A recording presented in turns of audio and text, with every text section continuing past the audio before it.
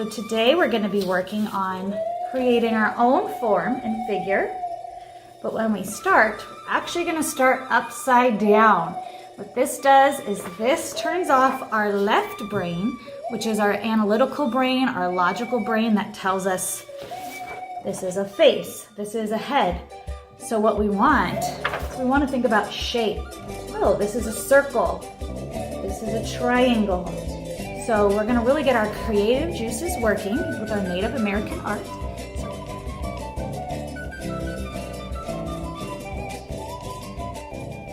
When we look at this way, we can tell with our left brain that this is a person. There's a body and a head and a face. But we're not going to work on that today. Today we're going to be creative and we are going to draw from upside down. Now what this does is this is forcing our other side of our brain, our creative side, to just focus on shape. So we don't have to think about I'm drawing a head, we're thinking about I'm drawing a shape. So I really want you to just get that out of your mind and we're just looking for shapes. So what I'm going to do is I'm going to draw a horizontal line. This is about halfway through the paper. I'm going to do it about half through the half, so like a quarter of the way down. This does not have to be perfect. This is just with a pencil. Very lightly sketch. Doesn't have to be perfect. You're just getting a horizon line. As you can see, this also has a horizon line. So the next thing I'm going to do is I'm going to look for my big shapes. The big shape I see here is I'm seeing this big triangle blob. So I'm going to draw this triangle blob, and I see that this blob goes over this horizon line and it almost takes up the entire width. So it's not a tiny triangle, it's a pretty big triangle blob. So I'm going to start my blob. Looks like it curves. And I'm going to bring the blob up, and I notice there's a lot of space from the top down. So I'm going to make sure I have some space. This looks kind of like a strange circle, so I'm going to kind of do this circle shape. So I'm sketching really lightly. Maybe I'll sketch a little darker so you guys could see, but I want you to sketch very lightly. So I'm seeing this shape kind of go down and in, and then it comes back down. There's some space here, so I'm going to leave space there. Okay, so I want you guys to go ahead and draw. I'll freeze it on this picture on the next slide so you can see it. Don't think about faces and bodies, think about shapes and negative space, and go ahead and lightly sketch your drawing.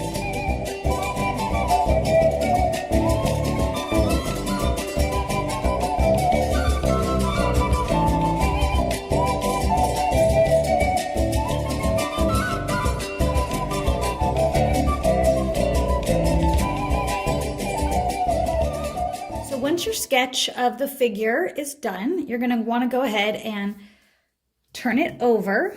So now it's facing the right way. So I'm going to go over my pencil a little bit over where my horizon line is. You can erase a little bit of your lines if you have any of these extra sketch marks like I had. Just clean it up a little bit. It does not have to be perfect, because we'll add detail in a moment. You can erase this horizon line. Like I said, we're going to go over it with some color, so it doesn't have to be perfect. So now we're going to go ahead and get our chalk, or our soft chalk pastels. So we're going to use our scrap piece of paper. If you didn't get one of these, go ahead and grab a piece of computer paper and then come back to me. So I'm going to put this right over where my horizon line was. And this is just protecting this part. So we're going to do the ground. So I'm going to use some earth tones. I got an orange. I'm coloring really hard to get dust. So you want to make sure you don't breathe the dust. I'm going to do some yellow. And I'm going to do green. You're going to take some tissue or toilet paper,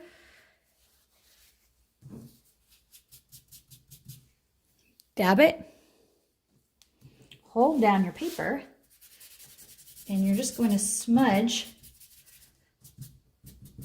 some color. Underneath the figure, you could do some darker colors for shadow. And then you're going to go ahead and just repeating those steps until you fill in your ground, especially around this edge. Okay, I'll go and finish that in a moment, but I just want you to see. So you'll see, now you have space. And now we're going to do that for the figure. So the figure, we could use whatever colors we want. Use a different part of your tissue. And you're going to do the same thing. You're going to fill in with your different colors. So I'm going to go ahead and show you how I do this. Fast forward. You can watch and then go ahead and do it on your own.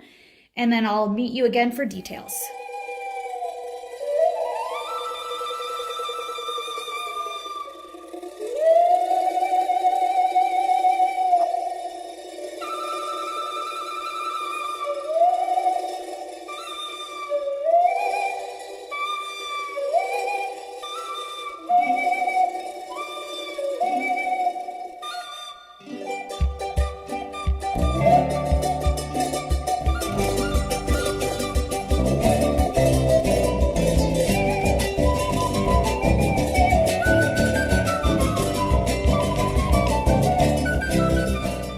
So at this point, you should have your color down. You can notice how I have mine very light and soft.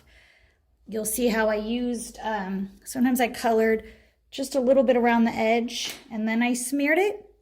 I used the side of my chalk for the top of the sky and then I smeared. But you want to make sure you leave some light colors down here to add contrast and gives you some horizon. So now we're going to do some details.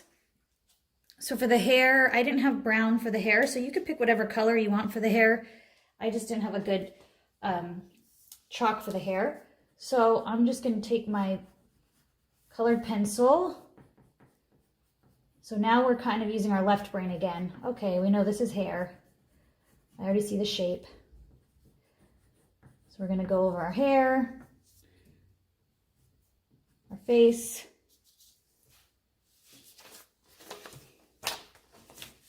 so we could actually see what we're doing here a little bit. Forehead, nose. We're going to go over our blanket outline. So the quality of your line is actually very interesting too. You could do some thin lines and thicker lines. And then we're going to go ahead and do the details of our blanket. We're going to do our patterns. So you want to go along the folds of the blanket. I'm going to use my blue colored pencil and going to start at the top. And I'm going to follow my lines of the fold. This is going to make our body seem like it has shape and it's not just this flat drawing. So I'm going to go ahead, I'll finish that. Then you're going to add the different shapes. And then you can go ahead and you're going to go over your pastel with your colored pencils for all of the detail. And you can go ahead.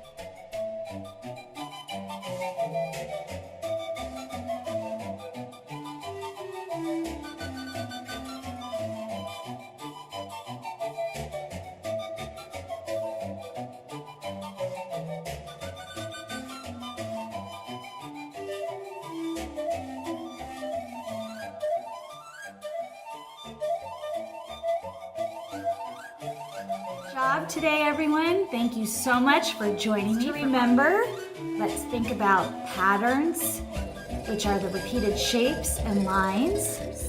And then remember the harmony. Harmony is how the painting is laid out, how the objects relate to each other. So great job. I hope you guys get to see each other's work, and I'll see you next month.